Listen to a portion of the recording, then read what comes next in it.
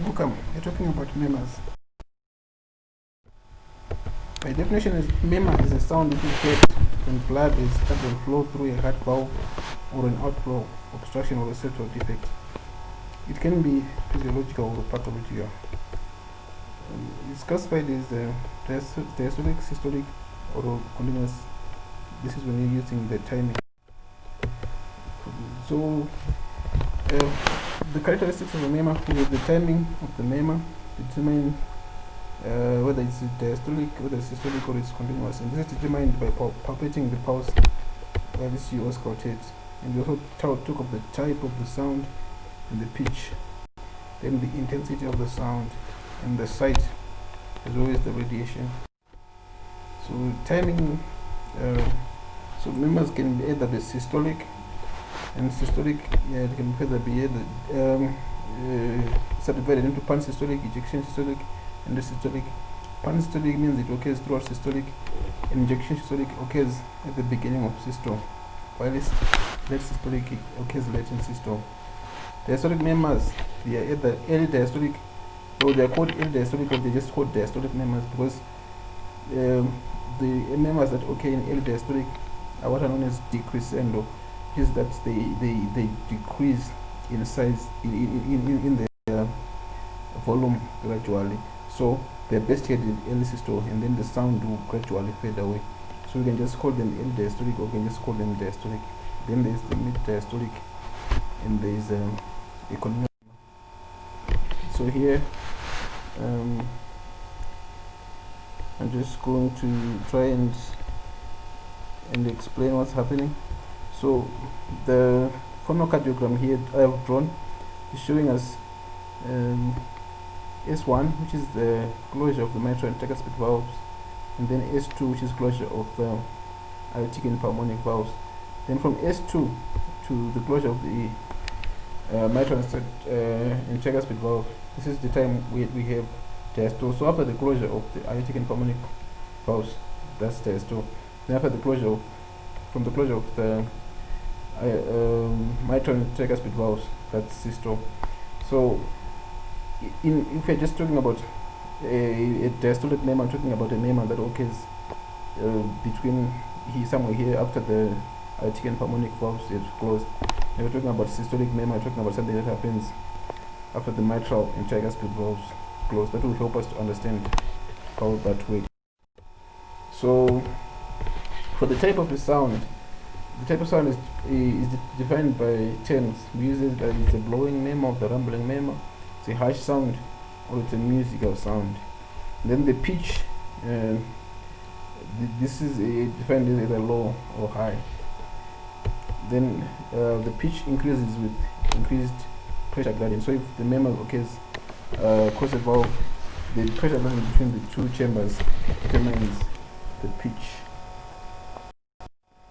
So intensity, this is graded from grade 1 to grade 6. So grade 1 is the slightest possible sound of a murmur, and grade 2 is a murmur that's audible but is soft. Then grade 3, the murmur is loud but is no thrill. A thrill is just a palpable murmur where you put your hand and you can feel the murmur. Then grade 4 is loud with a thrill, and grade 5 is loud with thrill and is heard across all valve areas. Grade 6 is very loud with thrill, then heard with stethoscope, not touching the precordium. Then for the sites, the chest, there are basically four sites that we are concerned about on the precordium, right? The apex, in the left upper sternal edge, the left lower sternal edge, and the right upper sternal edge. Then we describe a murmur according to the last site where it's best heard. So if it's best heard at a certain point, that's where we say the murmur is heard at. And we also talk about the radiation. Where is the murmur radiating to? So radiation is where the flow, direction of flow, is the blood flowing to from that side. So if it's auscultated, you can actually hear the murmur at different sides, but it's originating at a certain point and it's going to a certain point. For example, a ventricular septal defect murmur is best heard at the left lower sternal edge, but you can hear it as you go towards the right sternal edge. It's radiating towards the right sternal edge. So what what's a pansystolic murmur? We said it's a murmur that's occurs throughout systole. Examples is a ventricular septal defect, which is a pansystolic blowing murmur, best at the left lower sternal edge and radiates to the right sternal edge, and there may be splitting of the second heart sound. So, that's the definition. The mitral regurgitation is a pansystolic blowing murmur, best at the apex and radiates to the axilla. Tricuspid atresia is a pansystolic blowing murmur, best at the left lower sternal edge and may have a mid-diastolic murmur at the apex. There is no splitting of the second heart sound. So in tricuspid atresia, the blood is not going to the right ventricle. All the blood is forced to go to the left atrium. So you find that the murmur is the flow across from right atrium to the left atrium, and it's pansystolic because it's flowing from a high pressure chamber to a low pressure chamber. Then the mid diastolic murmur that occurs, let's say at the apex, is because it's when the blood is now flowing from the atrium to the left atrium, the left ventricle. There's increased pressure, there's increased flow, and that causes turbulence because more blood is now in the right atrium than what should normally be there. Then there is no splitting of the second heart sound. This is because the second heart sound is from the aortic and pulmonic components, and if in this case there is no pulmonic component, it's just the aortic component, the second heart sound is not split. Okay, and so all pansystolic murmurs involve movement of blood from a high to a low pressure chamber.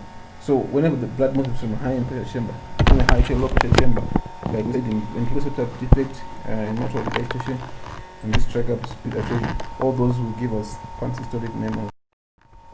Then ejection systolic murmurs, we can have innocent murmurs in children. Still's murmur, which is the soft ejection systolic musical murmur, best heard at the left lower sternal edge, and this may disappear with changes in position.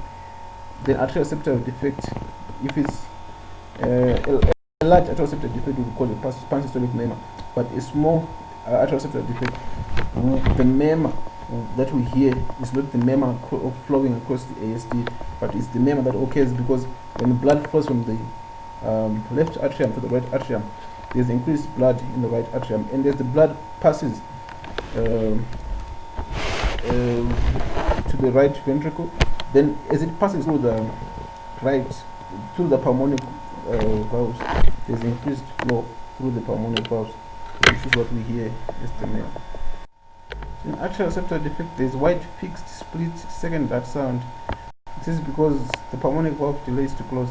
So the pulmonic component of S2, the P2 component, is delayed. Tetralogy of Fallot causes systolic ejection murmur, which is heard at the left upper sternal edge. There's also a pansystolic murmur at the left lower sternal edge, and the sternal sound is not split. Then hyperplastic left heart syndrome, ejection is an ejection systolic murmur, which is the base at the left lower sternal edge, and the then pulmonary stenosis, also an ejection systolic murmur, base at the left upper sternal edge, radiates to the infraclavicular area, the back, the axilla. Sometimes the click is heard. Then aortic stenosis, also systolic murmur at the right upper sternal edge with radiation to the carotid arteries. Then total anomalous pulmonary venous connection, ejection systolic murmur left upper sternal edge, the mid diastolic rumble to the left lower sternal edge with wide split secondary. So for early diastolic murmur, these are best heard early in diastole, but they continue throughout diastole. Like we said, these are decreasing murmurs. They are heard very loud at first, then it gradually decreases in its volume. So aortic regurgitation is kind of a soft, high-pitched early diastolic decrescendo, best heard on the third intercostal space at the end of expiration, and is exacerbated by leaning forward. Then a pulmonary regurgitation is a decrescendo diastolic murmur, best heard at the end of expiration. And you need to know about the grams to know what is caused by dilatation of the pulmonary artery. So the decrescendo diastolic gradual reduction. Then we have a mid diastolic murmur. We have the mitral stenosis.